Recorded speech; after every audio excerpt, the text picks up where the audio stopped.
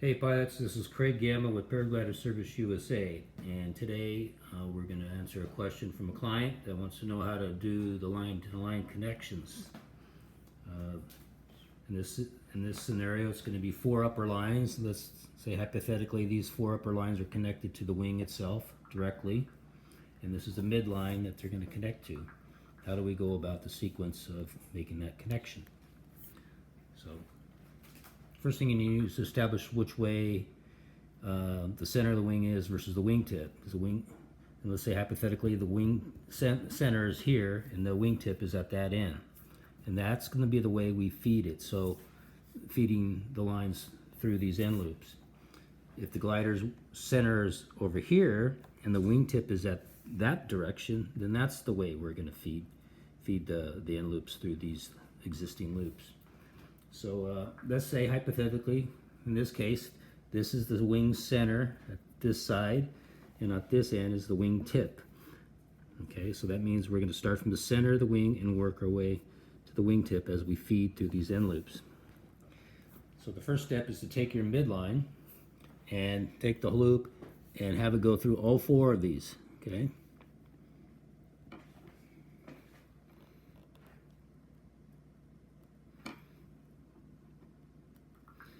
And if you didn't notice already, but I taped down the sequence that they were in when I took it apart.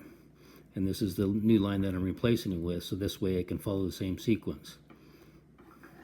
Okay, and so with that loop slayed up on, all four of them, I try to maintain that order that they were in, green, red, yellow, blue. This is the center of the wing, that's the wingtip direction. That's the way we're going to feed the end loop, the opposite end of this midline. So I'm going to take this midline, I'm going to go through the green one first. Then we're going to go through the red line. It's the next in sequence, green, red, yellow, blue. Okay. Yellow is the next one. And then blue is the last one. Okay, and then I'll just hold those down and I'll pull it through accordingly. Take up all the slack.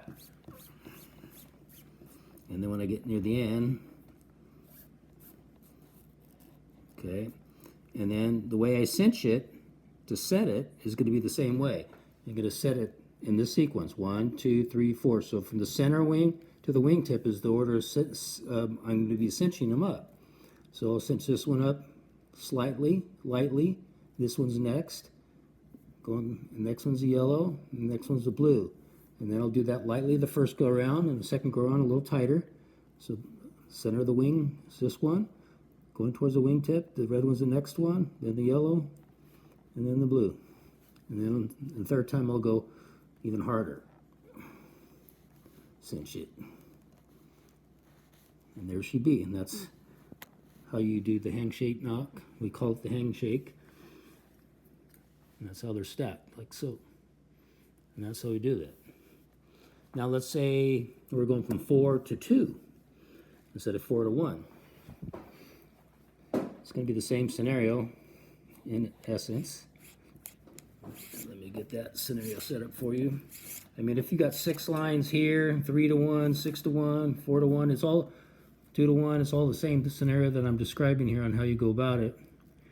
But the difference, if you go from 4 to 2, is going to be a little different. So we're going to take both lines, both midlines, to say it has 2 midlines. So I'm going to slide up one of them first. And I'll take the other midline, end loop, and slide it up over all 4 of these as well. Okay.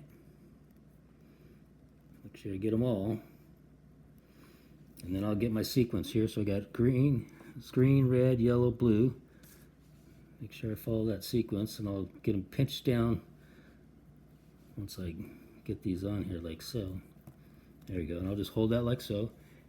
And I'll start with the lower line, for the line closest to the end loop, and feeding it through, again going from the center of the wing to the wingtip with its opposite end. So I'm going to go through the green, so it's green, red, yellow, blue. So we're going to go through green. That's what I like to do the screwdriver thing, get it airborne here. So green, red,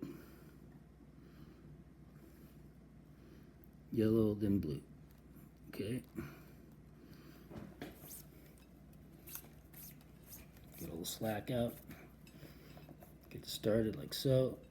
And then we'll go ahead and keep that like so. Now we'll go with the second line. Same scenario. Get its end loop, opposite end. And it's going to go below towards the end of the end loops. Again, green, red, yellow, blue. So go through the green, red, yellow, blue, and then it's going to be on the end loops, the outside of it, like so. Take up all its slack. Okay. Now when I get in that position, we're going to get, this is going to be like so, and then the sequence that we have here, I'm going to pinch that down a little and slide these towards the end. Make sure these are all in that same sequence that's here, is matching here, and I'll do the yellow one first to get it down closer, then I'll get the purple one down closer.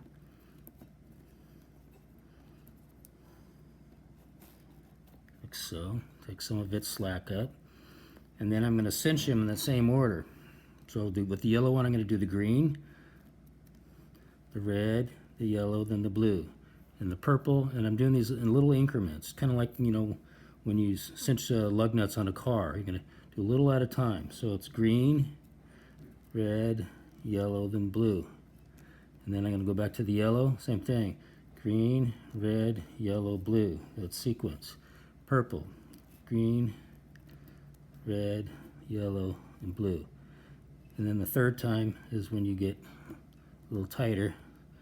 So I'm doing the yellow with the green, red, yellow, blue, and then the purple, green, red, yellow, blue. And there she be. There's your handshake knot with going from 4 to 2. So hopefully that helps. Hopefully I was on camera. We'll find out in a second. Talk to you later.